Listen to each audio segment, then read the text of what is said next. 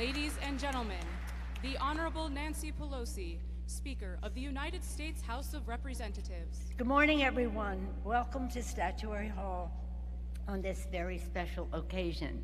As Speaker of the House, it is my honor to welcome each and every one of you to the United States Capitol to celebrate Women's History Month, a special season to pay tribute to many leaders on whose shoulders we stand. Today, we have the privilege of honoring an all-American icon, Billie Jean King, and all of the trailblazing women in sports. Not only is Billie Jean one of the greatest tennis players of all time, men or women, but she has blessed our country with her devotion to activism. She has been a fearless voice for women and LGBTQ Americans, and for their many friends in Congress, a partner for progress. She's here today with her wife, Alana. Alana, thank you for being here. And it is appropriate that we honor Billie Jean this year, 50 years after we enacted Title IX. Thank you, Billie Jean, for fighting so fiercely for that. We're also blessed to be joined by Dr. Wendy Mink, daughter of the legendary Congresswoman Patsy Mink. Patsy Mink led the charge for Title IX so many decades ago. We'll talk more about that. And I've always wanted to acknowledge Senator Birch Bayh of Indiana, who led the way in the Senate. And let us now salute, and also salute Chairman Bobby Scott of the Education and Labor Committee, a steadfast defender of Title IX from the helm of this Education and Labor Committee. So on behalf of the Congress and the country, I welcome Billie Jean, her wife Alana, their family and friends, the remarkable athletes and dedicated leaders joining us here today. We'll hear more about them. But first, we're going to hear from our distinguished chairman, Bobby Scott, who will be introduced by the voice of God. Thank you all. Ladies and gentlemen, the Honorable Bobby Scott, Chairman of the Education and Labor Committee of the United States House of Representatives. Thank you very much, Speaker Pelosi, and thank you for your extraordinary work as Speaker of the House of the United States Representatives. And it's great to celebrate National Women's History Month. We're here with Billie Jean King, who not only was an extraordinary tennis player, but a great leader in women's equality. Billie Jean King, thank you so much. And also Dr. Wendy Mink. Her mother, Congresswoman Mink, was a true champion of education on the Education and Labor Committee and a driver of pivotal policy initiatives, including the Elementary and Secondary Education Act, the Comprehensive Child Development Act, and of course, Title IX. Thank you. Thank you for being with us today.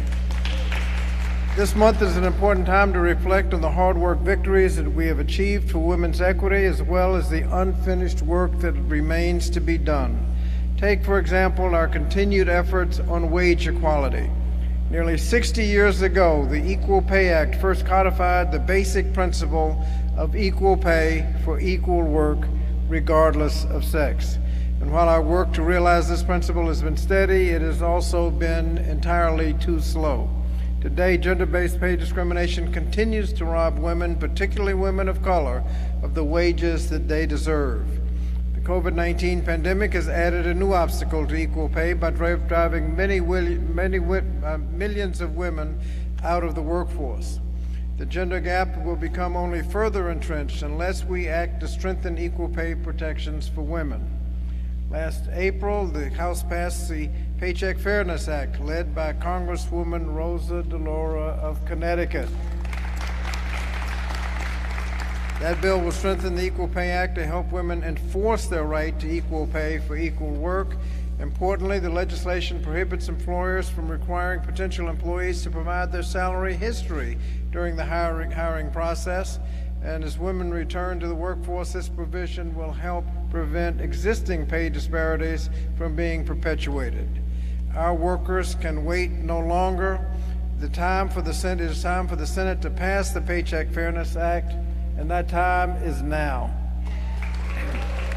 As we begin National Women's History Month, I join my colleagues in urging the Senate to pass the legislation and finally help to achieve pay equity in America. So thank you again to all of the speakers for their continued leadership, and I look forward to working together with all of you to realize the promise of equal pay for equal work.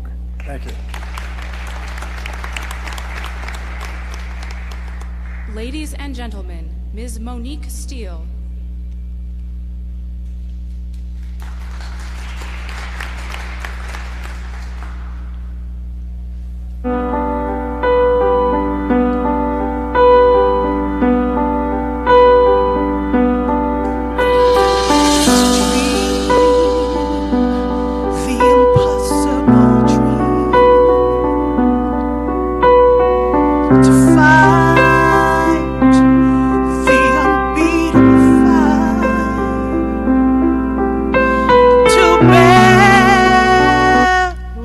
Unbearable sorrow to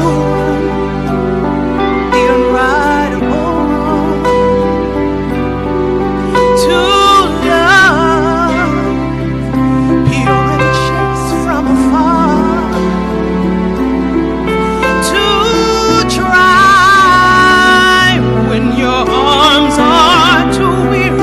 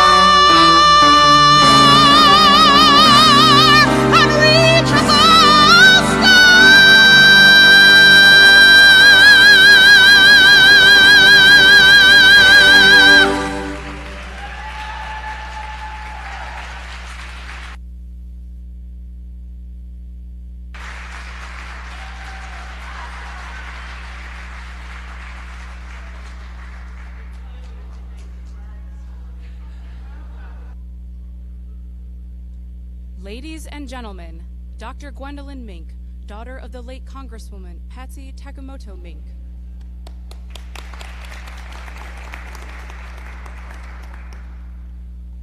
That was so moving. I don't know how I can go on, but good morning. It's so nice to see all of you today. I'd like to thank Speaker Pelosi for inviting me here to spend a few minutes remembering my mother, Patsy Mink, who was the first woman of color elected to Congress. When Mom began her first term in 1965. There were only 11 women in the House of Representatives. When Title IX became law 7 years later, there were only 13 women in the House. My mother was part of a tiny cadre of feminist legislators who, against all odds, put equality on the legislative agenda.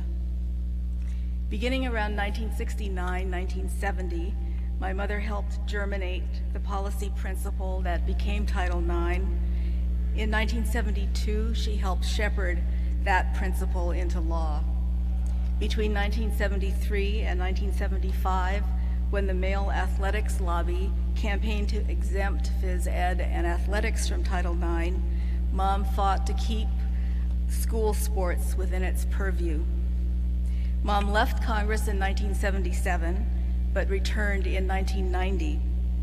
From 1990 until her death in 2002, she defended Title IX against whack-a-mole attacks that arose frequently, especially with respect to athletics. Before Title IX, exclusion and suppression in the educational context capped the potential of girls and women and detoured their interests. This inequality had cascading effects on women's status in the economy and in society. It circumscribed women's choices.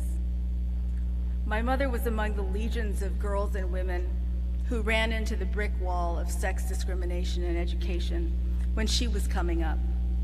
From the age of 4, she set herself on a course to become a physician. But when the time came to go to medical school, every school she applied to turned her down because she was female. She also was among the millions of mothers whose daughters were discouraged or locked out or socialized by inequality. She saw her own daughter forbidden from taking on certain roles in school and required to engage in others because I am female. She saw me rejected from one of the colleges I applied to because the admission of women was capped by a quota. Title IX opened doors that had been closed to women and also gave girls and women a critical policy lever to hold those doors open and open them wider.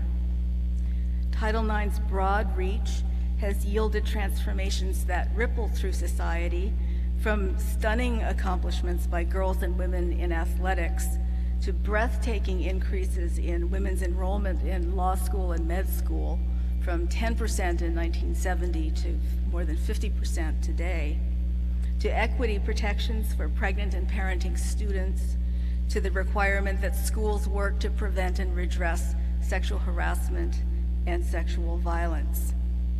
Title IX remains a foundational tool for sex and gender equity in schools and for girls and women, for LGBTQ students, and trans kids. We still have a ways to go, though.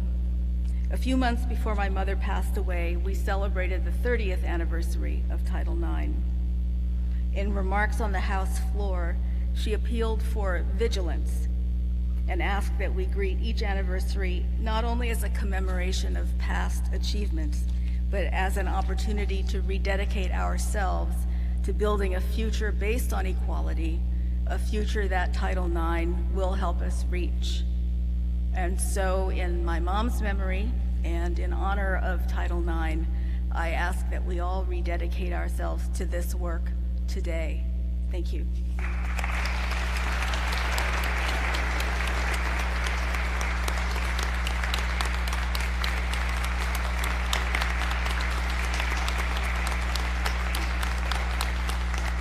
Ladies and gentlemen, Ms. Billie Jean King, founder of the Women's Sports Foundation, the Women's Tennis Association, and the Billie Jean King Leadership Initiative. Yeah. Yes. To all of you, to all of you, that's for you. I'm clapping for you, not for me.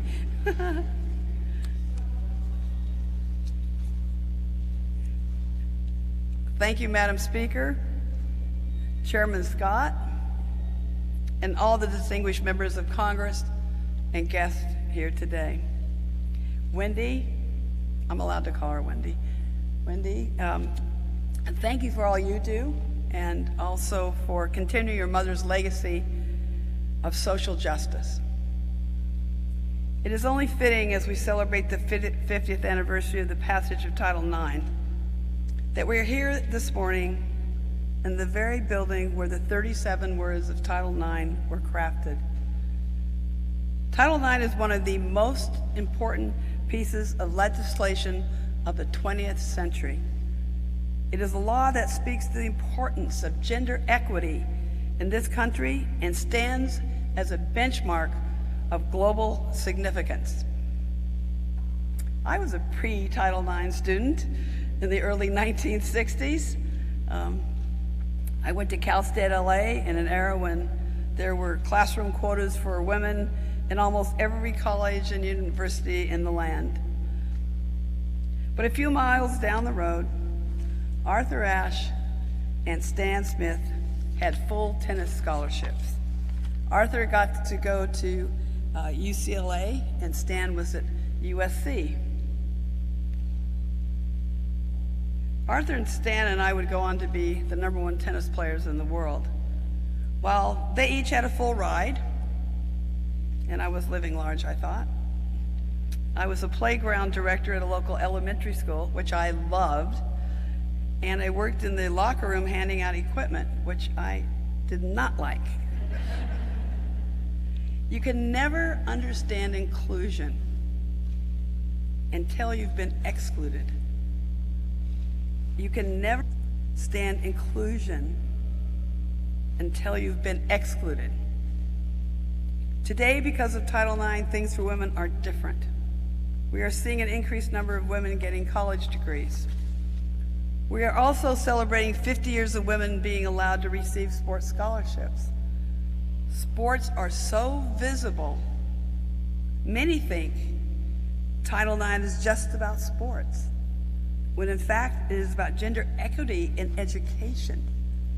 The reason women get sports scholarships today is because the law states no person in the United States shall, on the basis of sex, be excluded from participation in, be denied the benefits of, or be subjected to discrimination under any education program or activity receiving federal financial assistance. The key word is activity. Senator Birchby once told me there was debate over including the word activity, and he was so happy they left it in. Without the word activity, women would not have received sports scholarships. Looking ahead to the next 50 years of Title IX, we must increase compliance with the law and find a workable solution for name, image, and likeness laws. And most importantly, we need to give attention to those who have thus far been left behind, defining inclusive opportunities for transgender athletes, athletes with disabilities, and girls and women of color. Yeah, that's good. Over the years, there have been many champions of Title IX, and they come from all walks of life. The real champions of Title IX are the women and men who worked in these halls 50 years ago and cast a vote to stand up for equality. 5 of them are some of my favorite sheroes and heroes. Congresswoman Patsy Mink, Congresswoman Edith Green, Senator Birchby, Senator Ted Stevens, and Dr. Bernice Sandler, who was not in the Congress but was very helpful in making it happen. Without their leadership, Title IX may not have become law. And I ask you to think of them every time your colleagues want to raise a challenge to this law. Title IX, it is our job to protect it and respect it. Thank you.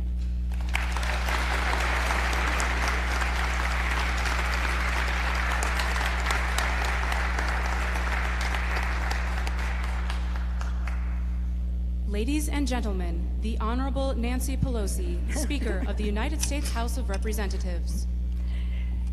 Good afternoon. Now it's still morning. Good morning, everyone. Isn't it wonderful to just bask in the glow of Billie Jean King in the Capitol of the United States? Isn't it wonderful to be so encouraged by the words of Dr. Gwendolyn Mink? I love talking about her mother. And aren't we proud of Bobby Scott, our chairman, who's been a champion on all the issues that have been spoken about and so many more today. Billie Jean, I want you to know that COVID prevents us from having a totally packed place, and our director of protocol has given us the maximum number. But so many of our women members are here, and I wish they would all just stand up because this is an unusually large number of women who are here. And we are joined by our distinguished whip, Jim Clyburn, father of 3 daughters, so he never misses a women's event.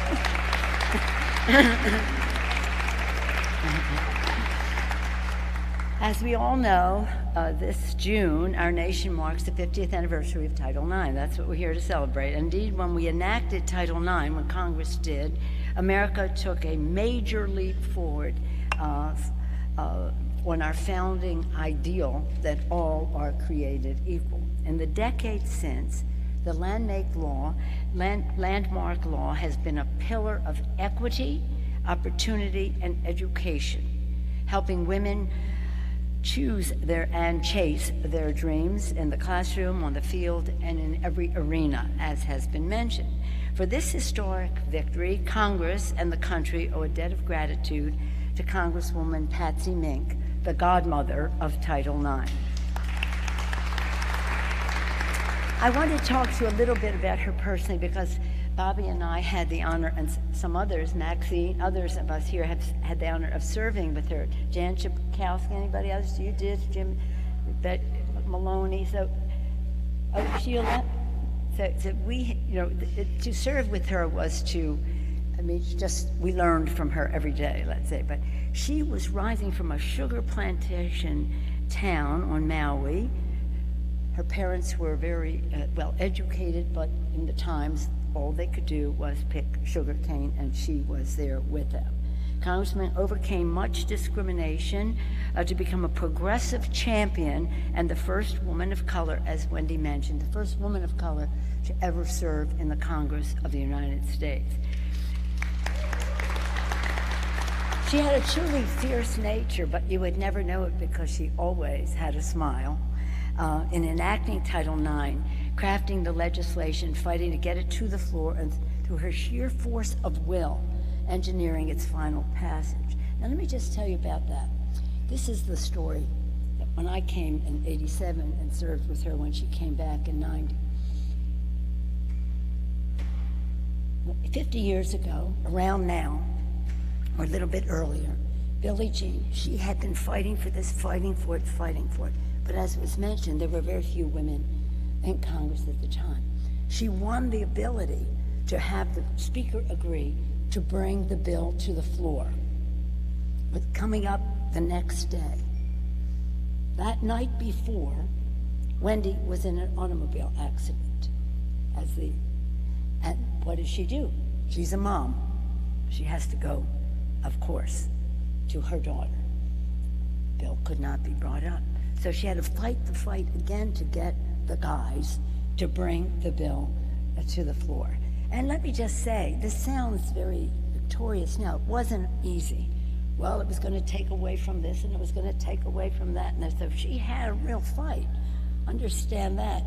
But she not only passed it, she defended it too, leading the charge against the effort to exempt athletics from Title IX. They wanted to exempt athletics. Can you imagine?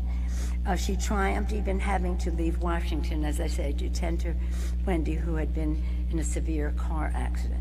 We're thrilled that soon Patsy's portrait will be hung here in the Capitol so that she can be celebrated for all who walk through these halls. It's about time. It's long overdue. It's so exciting for us that Billie Jean King is here. And Bobby Scott said to me, as Billie was approaching him, it's wonderful that Billie was the best tennis player in the world, but she's one of the best people in the world. She should be celebrated for everything else that she has done. And again, we celebrate Billie Jean and all women athletes who fought for Title IX and broke down the door for future generations. Indeed, Billie Jean was a game changer in many respects. All are in awe of her pioneering career, rising from public tennis courts, as she mentioned, in Long Beach, to become the top-ranked player in the world. Her iconic victory in the Battle of the Sexes brought visibility and respect not only to women's tennis, but to all women's sports. She was also an outspoken advocate. She was and is. She founded the Women's Tennis Association to build a better future for the sport. She has offered courageous voice for the LGBTQ community, and she was a champion of Title IX, testifying before Congress and rallying the nation. Continues to do that. Today, determined women activists are carrying on the fight for equality, from the women's national soccer team demanding equal pay to WNBA players lending their voices to the cause for racial justice, and many more. We are also fortunate to have with us today Coach Tamika Dudley. Tamika Dudley is an all-star, and several stellar players for the 2022 championship-winning Sidwell Friends girls basketball team, the best girls team in the country. Will you stand up so we can give us a wave?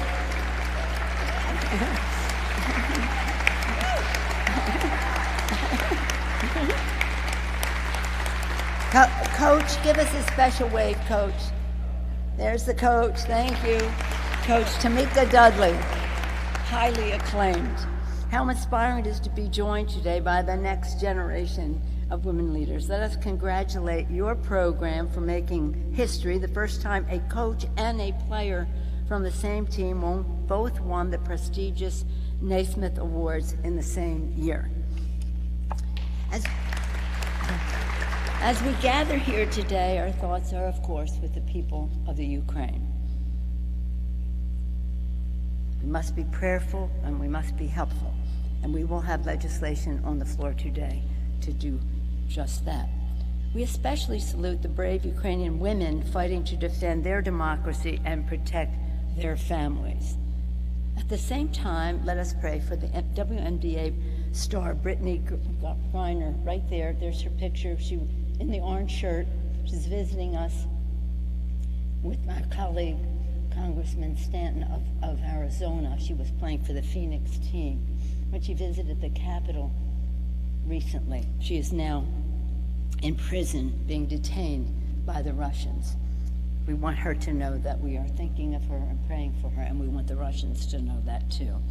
Congress and the country are sending our prayers to her, her wife, and her family. With this reception, we celebrate all the women athletes who have blazed trails for our daughters and granddaughters.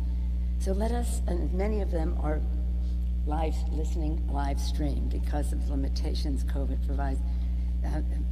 presents to us. So let us summon the indomitable spirit of our guest of honor, who, as the title of her book affirms, has for decades been all in for women, for equality, for justice. And let us renew our pledge to carry on the fight for full equality for every American, because we know, in terms of women, when women succeed, America succeeds. Thank you again, everyone, for being here today. Please enjoy the reception, and now let's be all in. Thank you all very much. Thank you, Billie Jean King, for honoring us. Thank you, Wendy Mink. Thank you, Bobby Scott. Thank you all. Come.